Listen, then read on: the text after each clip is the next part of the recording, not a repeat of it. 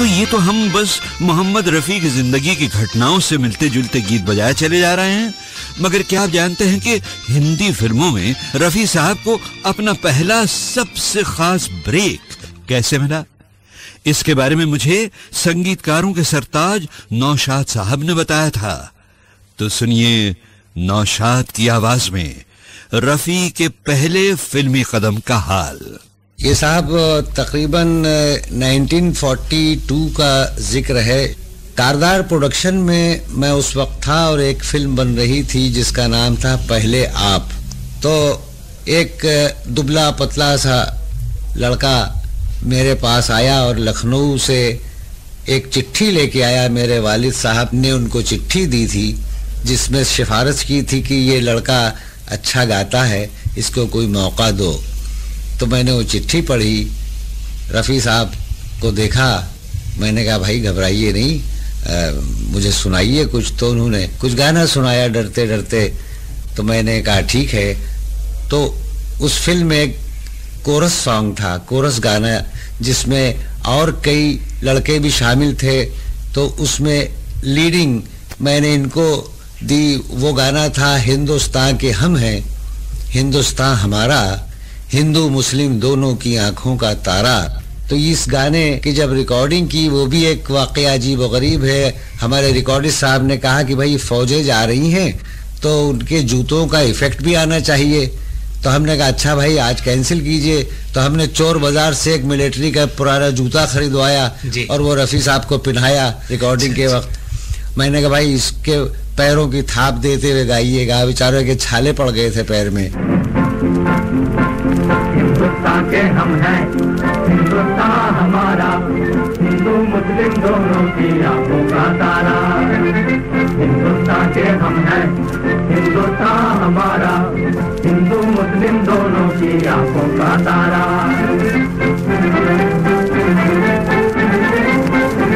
जहाँ हरी खेतियाँ झूम रही हैं, झूम रही हैं, झूठे जननी को झूम रही हैं, झूम रही हैं। जहाँ हरी खेतियाँ झूम रही हैं, झूम रही हैं, झूठे जननी को झूम रही हैं, झूम रही हैं।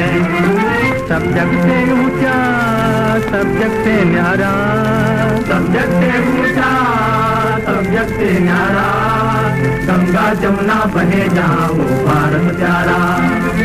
हिंदुस्तान के हम हैं, हिंदुस्तान हमारा, हिंदू मुस्लिम दोनों की आंखों का तारा।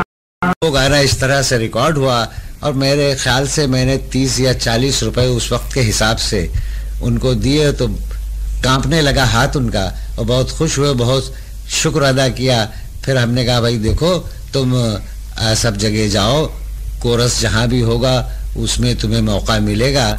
तो मिनरवा में शायद उस वक्त कोई फिल्म बन रही थी, सिकंदर या कौन सी। तो मुझसे कहने लगे कि वह मीर साहब म्यूजिक डायरेक्टर हैं, आप कोई चिट्ठी लिख दीजिए, वो भी मुझे ले लें। तो मैंने एक चिट्ठी लिख के दी। गरज ये फिर आए दूसरे तीसरे दिन के साहब, कोरस सॉन्ग मिल गया मुझे, वहाँ भी गाना गाया मैंने। और आप मेरा ख्याल रखिए। मैंने कहा सब अल्लाह ठीक करेगा, तुम इत्मीनान रखो। और इस तरह से सिलसिला जारी रहा। वो आते जाते थे मेरे पास। फिर एक पिक्चर शुरू हुई मेरी जिसका नाम था दिल लगी। तो मैंने कहा था मैं सोलो गाना तुम्हें ज़रूर दूंगा। तो मैंने कारदार साहब से इजाज़त लेके मैंने कहा एक नया लड़का है वो मैं गंवाना चाहता हूँ। तो कहने लगे कि ठीक है आप जानिए, आपका काम जाने।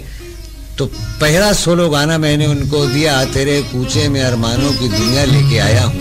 तेरे कूचे में अरमानों की दुनिया लेके आया हूँ, तुझे पर जान देने की तमन्ना लेके आया हूँ।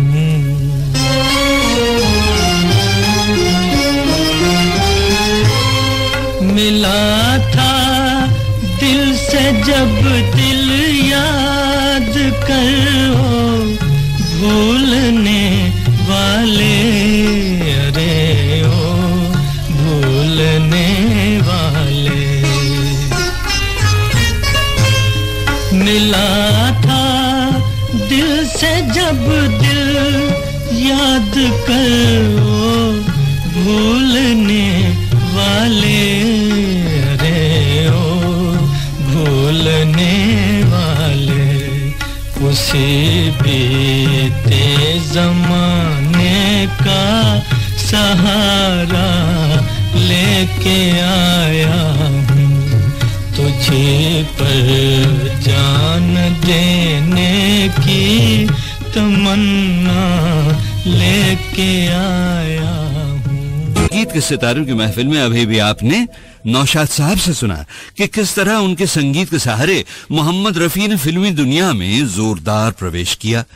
और बस जरा सी देर में बहनों और भाइयों हम आने वाले हैं उस खूबसूरत गीत पर जो नौशाद साहब के लिए रफी साहब का गाया हुआ आखिरी गीत था। मगर उस मोड़ पर पहुंचने से पहले आइए रफी साहब के संगीत सफर के शुरू के कुछ और मंजर देखते चलें। नौशाद साहब के बाद संगीतकार फिरोज निजामी ने नूरजहां के साथ रफी से ये मशहूर ड्यूएट गवाया जो आज भी जब कहीं सुनाई देता है तो मोहब्बत में ठोकर खाए हुए दिलों के घाव हरे हो जाया करते हैं। यहाँ बदला वफा का बेवफाई के सिवा क्या है, यहाँ बदला वफा